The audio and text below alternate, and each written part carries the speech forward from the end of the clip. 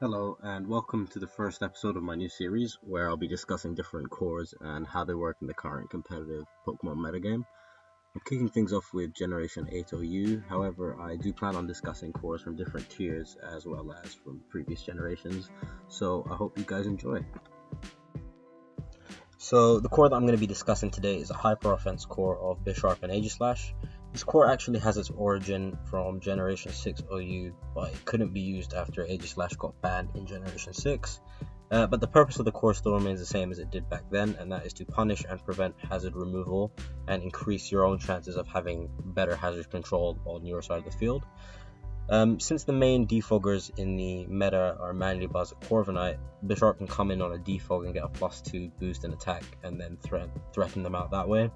Since some Corviknights run body press, and that's obviously super effective against Bisharp, Aegislash is a great partner as it usually walls those body press Corviknight sets and sets up on them completely. The other form of hazard removal in Generation 8 is Excadrill through Rapid Spin. Now, on paper, Aegislash and Bisharp both lose to Excadrill, but on Aegislash you can actually run an air balloon set, and that can come in on Excadrill's Rapid Spin or Earthquake, and you can either kill Excadrill off with a close combat or a combination of Shadow Claw and Shadow Sneak. Now, even if you do get predicted on a switch into Aegislash on Excadrill and the opponent goes for an Iron Head, you can still Shadow Sneak, and then after you die, the next turn you can bring in Bisharp and kill Excadrill off with a Sucker Punch. So it really does make for an effective core when it comes to hazard control, and it's often partners well with teams that rely heavily on hazards, so like Lead Mew with Spikes and Stealth Rocks, or Sticky Web teams that would obviously want to keep Sticky Web up for like speed control. And yeah, so let's get into the sets. So the Bisharp set that's run on this core is just a pretty standard small gun set, Swords Dance, Knockoff, Iron Head, Sucker Punch.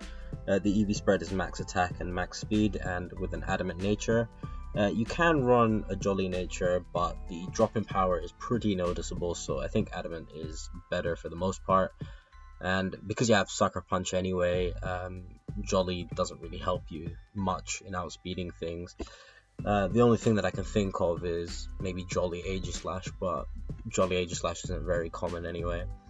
Now for the item, you can run either Black Glasses or Life Orb. I personally prefer Black Glasses just because I'm not a fan of the recoil damage that Bisharp takes. I sometimes feel like its HP is pretty necessary in different game situations. But yeah, that's it. So, and as for Aegislash, it's just an air balloon, similar sort of spread to the Bisharp, just max attack, max speed. And I run an adamant nature just because, again, if I ran Jolly, the drop in power would be pretty noticeable, and adamant is just a lot stronger.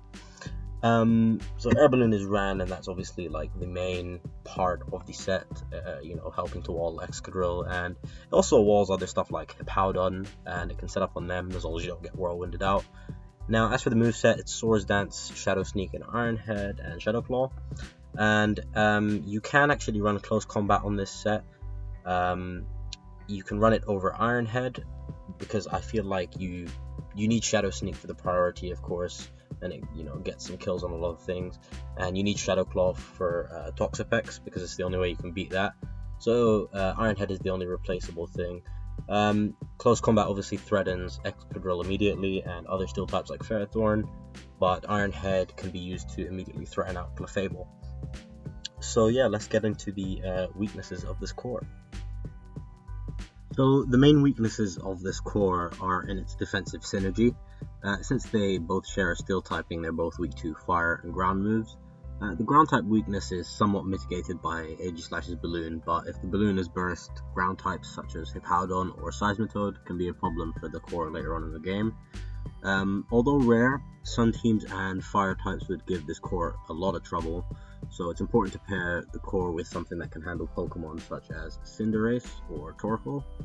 Cinderace is a big problem to teams based around this core, as not only can it outright kill the core with Pyro Ball, but can also court change any hazards set up by the rest of the team, essentially nullifying any hazard control the core had. And Pokemon that fit well with this core and stop Cinderace would be Pokemon such as Crawdaunt, which has priority Aqua Jet and can kill Cinderace, or Dragapult, which can outspeed and kill Cinderace in one hit. So another weakness of the core would be unconventional methods of hazard removal. So for instance, Pokemon like Defog Conkeldurr or random Defog Rotom Heats. These Pokemon might not outright threaten the core, but the fact that they can defog or rapid spin without you suspecting it will really throw you off your game and lose you a lot of momentum, so that is something to keep in mind. So here's a little sample team I created with the core, and it's actually been doing pretty well. I managed to get top 5 with this team on the ladder. So it's based around Shuckle just setting up Sticky Web, and then Dracovish just spamming Vicious Rend because it's so broken right now. Obviously Bisharp and Aegislash help keep the Sticky Web and the Stealth Rock on the field. And the good thing about partnering Dracovish up with the core is that if you need to keep Sticky Web up in a situation, but the opponent is going into his Defogger, you can double in Dracovish and Vicious Rend Okos both Mandibuzz and Corviknight, so that's a little positive there. Terracion's on the team basically to take out all the Pokemon that are immune to Sticky Web, so that'd be like Levitators and Flying types, mainly like Hydreigon, Rotom H, and yeah, things like that. It's also just like an extra breaker. It's hyper offense, so I want to keep the pressure up as much as possible. And Togekiss is on there to break down cores such as Seismitoad, Clefable, and Corviknight. Since Dracovish can't spam Vicious Rend versus Water Absorbers like Seismitoad, Togekiss really helps in that regard, and is actually my favorite Pokemon on the team because it gets so many sweeps, and this set with Nasty Plot 3 attacks is actually very effective. But yeah, next I'm going to show you guys a game that I had with the team just to showcase how it works. Right, so let's get into the game. So I lead off with Shuckle because the purpose of the team is to just get Sticky Web up straight away, and that is exactly what I do. And the next turn I just set up Rocks, and he brings in Mandibuzz, and I know here he's going to defog for a fact, so I bring in Bisharp to get a +2. Something you got to be careful about with Mandibuzz is like him U-turning or the opponent foul playing. You don't want to let Bisharp like let up a free switch or let up any momentum, because teams like this can't really handle it. But anyway, I kill off the Mandibuzz, bring in Shuckle now that nothing can stop my hazards from going up.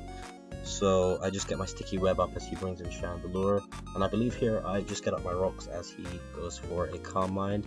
This next turn he just kills my Shuckle off, and I bring in Terrakion to revenge kill. He makes the good play and brings in Como on my Earthquake. Now I can't stay in because I know this Como will just take any hit I have and kill me. I switch into Aegislash because I know I completely walled any defensive Como set, and I just go for a Swords Dance here because I know that if anything comes in, Chandelure will just die to a Shadow Sneak, and I can set up again on Zeraora, which is what I do. And I believe I just set up here again and go for a Shadow Sneak. Zeraora goes down, he brings in his Como, that's going to die to an Iron Head, and I'm faster due to the webs. And here it's a 50-50 speed tie, so I just go for Shadow Sneak and I lose it. I'm not too sure why he didn't bring in his Aegislash before, but anyway, I just bring in Dracovish and go for the Vicious Rend and kill it off. And at this point, he brings in a Chandelure. I know I can take any hit. He seems to be heavy duty boots because he didn't take any damage from Stealth Rocks. And I just Vicious Rend, and my opponent forfeited because he knew he had pretty much lost at that point. But anyway, that's just an idea of how this team works. I'll leave a link to the team in the description. Feel free to use it. And yeah, I hope to make more guides in the future. I will try to upload once a week. That's the aim for now. I'll probably gradually increase that. But yeah, like, subscribe, and tell me your thoughts, guys. Thank you. Bye.